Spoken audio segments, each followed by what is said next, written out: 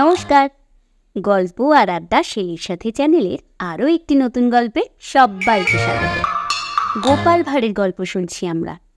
আজকের গল্প গোপালের চোর ধরা। মজার গল্প শুনতে সাবস্ক্রাইব করে রাখুন, আর গল্প শুনতে শুনতে লাইক করতে ভুলে গেলে চলবে না কিন্তু। তাহলে শুরু করি আজকের গল্প, গোপালের চোর ধরা।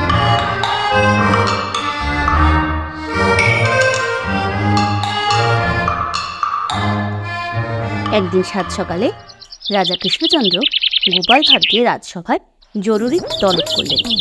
গোপাল সাত সকালে রাজামশাইয়ের তলব পেয়ে রাজসভায় এসে হাজির। রাজামশাই গোপাল ভাঁড়কে বললেন, বুঝলে গোপাল, খুব চোরের উপদ্রব হয়েছে। এই চোর ধরার দায়িত্বটা যে তোমাকেই নিতে হবে ভায়া। গোপাল তখন বললেন, জি আজ্ঞে রাজামশাই, এই চোর তাড়ানোর দায়িত্ব আমি নিলাম। এই বলে গোপাল সেদিনকার মতন রাজসভা থেকে বাড়ি ফিরে গেল। আর সেদিন রাতেই গোপালের বাড়িতে এসে উপস্থিত হলো সেই চোর মশাই। গোপালের ঘরে চুরি করতে গিয়ে এই চোরকে ভীষণ বিপদে পড়তে হয়েছিল। গোপাল তখনও পাকা বাড়ি করতে পারেনি, মাটির দেওয়াল, টালির ছাউনি। আগে গ্রামদেশে চোরেরা সচরাচর হয় শীত কাটত, অথবা নতুন ঘরের চালের এক দুখানা টালি সরিয়ে ঘরে নেমে মালপত্র নিয়ে অন্য দরজা দিয়ে পালিয়ে যেত। তখন মাঝরাত একটা চোর চুরি করবে বলে গোপালের ঘরের টালির উপর সবে উঠে বসেছে। গোপাল আর তার স্ত্রী তখনও জেগেছিল। চোর সবে একখানা টালি সরিয়েছে আর একখানা সরিয়ে নিচে নামবে আর কি। গোপাল টের পেয়ে গেছে যে ছাদে কেউ বসে আছে, আর সে অবশ্যই চোরই হবে। সেই জন্য গোপাল তার স্ত্রীকে সাবধান হয়ে যেতে বলল। অন্যদিকে গোপালের বাড়িতে ঠিক এই সময় হা রে রে রে রে রে রে করে বিরাট একদল ডাকাত চড়াও হলো। ডাকাতরা দরজা ভেঙে ঢোকার আগেই গোপাল টাকা পয়সা গয়না গাটি নিয়ে পিছনের দরজা দিয়ে বউকে আরও একবার সাবধান করে বাগানে পালিয়ে। চোর বেটা কিন্তু আর পালাতে পারল না। সে টালির চালে বসে বসেই ঠক ঠক করে কাঁপতে লাগলো। বউ সব বুঝতে পেরেছে যে চালের ওপর একজন তো কেউ বসে আছে, আর তাই জন্যেই গোপাল তাকে সাবধান করে দিয়েছে। তার উপস্থিতি ডাকাত আসার আগেই হয়েছে। গোপাল বউকে সেজন্যই সাবধান করে দিয়েছে, আর কি করতে হবে তাও শিখিয়ে দিয়েছে।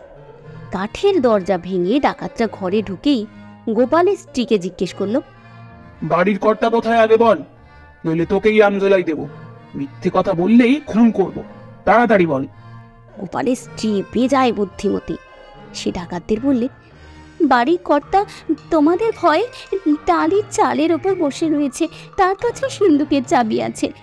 এর বেশি আমি কিছু জানি নে, তোমাদের পায়ে পড়ি গো, আমাকে মেরো না গো বাছারা। ডাকাতরা চোরকে চাল থেকে নামিয়ে নিয়ে জিজ্ঞেস করলে, সিন্ধুকের চাবি কোথায়? শিগগির বল, কোথায় আছে? না বললে তোকে মেরেই ফেলবো, হারাম জাদা কোথাকার। চোর ভেবাজাকা খেয়ে বললে, সত্যি বলছি, মাইরি বলছি, আমি কিচ্ছু জানি না, আমি এবারে কেউ নই, আমি নতুন লোক। ডাকাতরা চোরের কথা মোটেই বিশ্বাস করলে না। তাকে বাড়ির কর্তা ভেবে চাবি আদায় করার জন্য ভীষণ পেটাতে লাগলো। তবুও চাবি পেল না কোনো মতেই। এতে খানিকক্ষণ দেরিও হয়ে গেল ডাকাতদের। ইতিমধ্যে গোপাল বাইরে থেকে গ্রামের লোকজন নিয়ে হৈ হৈ করে আসতে থাকলো। ডাকাতরা তাই দেখে ভয় পেয়ে পালিয়ে গেল বটে, কিন্তু চোরটাকে প্রায় মেরেই রেখে দিয়ে গেল। গোপাল আর একটু দেরি করলেই বেচারা প্রাণে মারা যেত সেদিন। পাড়াপড়শি ডাকাত তাড়াতে এসে মৃতপ্রায়ের চোরটাকে বাগে পেয়ে যেই মারতে যাবে, গোপালের স্ত্রী বাধা দিয়ে বললে, ওকে আর মেরো না গো, ওকে আর মেরো না, ওকে বাড়ির কর্তা বানিয়ে আমরা এই যাত্রায় খুব বেঁচে গেলুম। আধমরা চোরটাকে আর খাঁড়ার খা দিও না, ও আমাদের অনেক উপকার করেছে। তারপর গোপালের স্ত্রী যখন সব খুলে বললে পাড়ার লোকেদের, তখন পাড়ার লোকেরা গোপাল আর গোপালের স্ত্রীর বুদ্ধির প্রশংসা না করে পারল না। এত কাণ্ডের পর চোর বাবাজিকে রাজামশাইয়ের হাতে তুলে দেওয়া হলো। এবার তো চোরের শাস্তি পাওয়ার পালা। কিন্তু তখন গোপাল আর গোপালের বউ রাজামশাইকে জোর হাত করে নিবেদন করলে, রাজামশাই, এই চোর বাবাজি আছে বলে আমরা ডাকাতের হাত থেকে প্রাণে বেঁচেছি, আর এই চোরও চুরি করতে এসে প্রচুর মার খেয়েছে, তাই জন্য আজকে আর একে শাস্তি দেবেন না। তার চেয়ে বরঞ্চ এই যেন আর কোনোদিনও চুরি না করে, তার একটা কথা এর থেকে নিয়ে নেওয়া হোক। তখন রাজামশাই চোরকে বললেন, এই যে, তোমার নাম কি হে বাপু? শুনছো তো, গোপালের কথায় তোমাকে ছেড়ে দিলুম, আর চুরি করবে না। তার চেয়ে তুমি কিছু টাকা পয়সা নাও আর নতুন কোনো ব্যবসা শুরু করো, কেমন? কি গোপাল, তুমি এবার খুশি তো?